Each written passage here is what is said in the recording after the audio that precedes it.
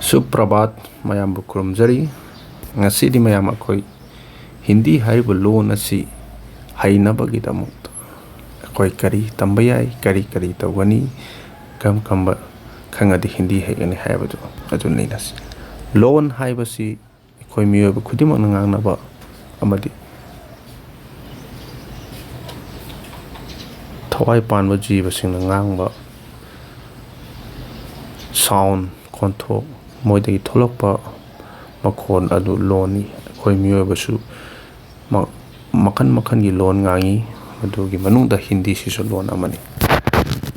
dona Hindi ki lon ngangi habadi Hindi ki sound puthokadoni dona Hindi khonjen puthokpa matamda Hindi gi apik pa khonjen mayam leri adu khangdaba yade madugi khonjen sing adu Hindi da kari koge hairakanda Varnamala habadi Hindi ki tholaiba apik pa khonjen ki magi sharuk amamdu adubu Varnamala haina mingthon piraga khaidoi Hindi ki Varnamala da makan ani lei amana swar Varnamala haiba mane amana vyanjan Varnamala haiba mane adugi sigi Varnamala si koi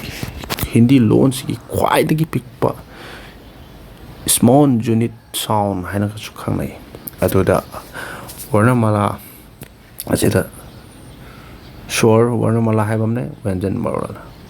swar Varnamala haisina vowel nei aduga vyanjan sina consonant nei Hindi ki vowel da supna taki taramathoi lai makhoi sing adudi kari no hakanda a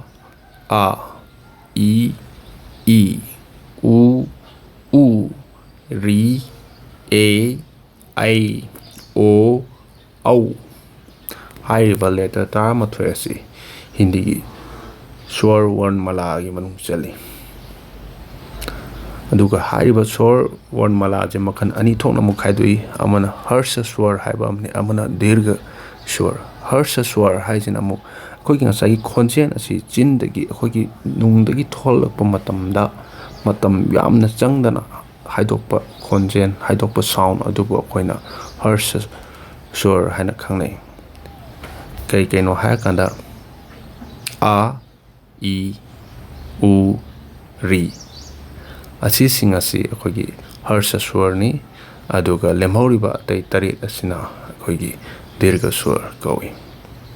a I u a I o